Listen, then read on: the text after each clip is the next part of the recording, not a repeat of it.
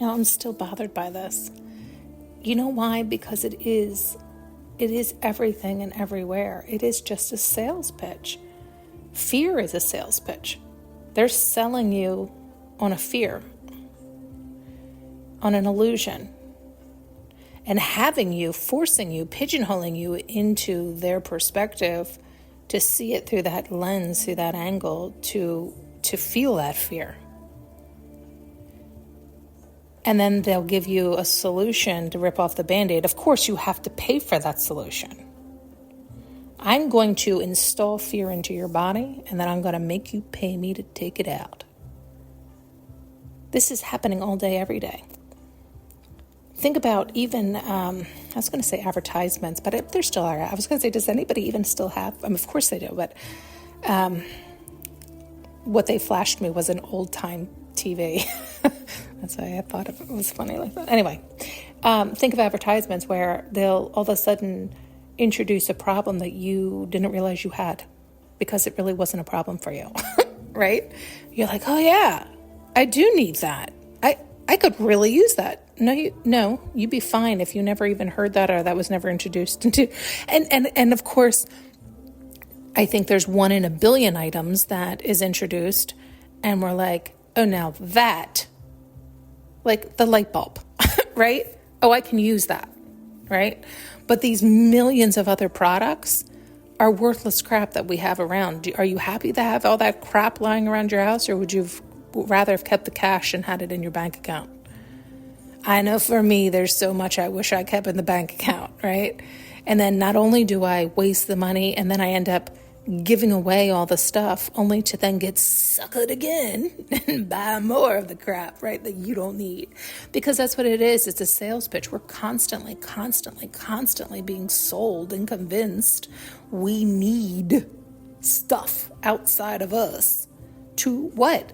Fulfill us? To satisfy us? To solve a problem we never had, right? Like, this is happening with everything from stuff to news to jobs to work to everything imaginable. That's the game. How can you scare people, and how can you charge to take that same scare away? I know that's looking at it upside down, but that's the truth of it.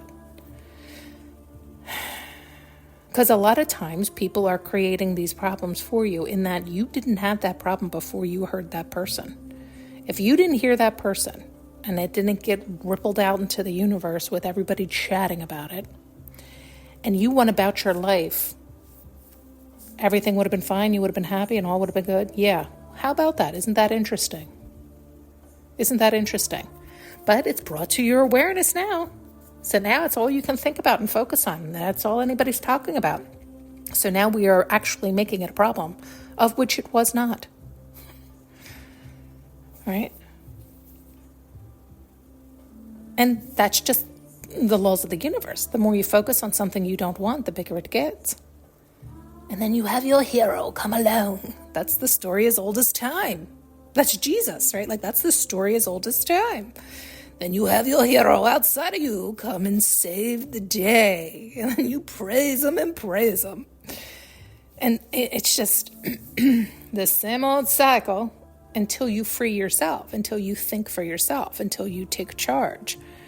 And it can be challenging in that even when you do that, you're still faced with living in a world of like The Walking Dead, this idea where it's like, well, if everybody else is still a zombie and you have to live there, it can be challenging because then you're like, all right, well, this is the reality, that the zombies are still regurgitating and repeating and making you focus on what you don't want to focus on because you broke free from that illusion, and yet you live amongst the repetitive, it's like, oh my God, the Stepford Wives.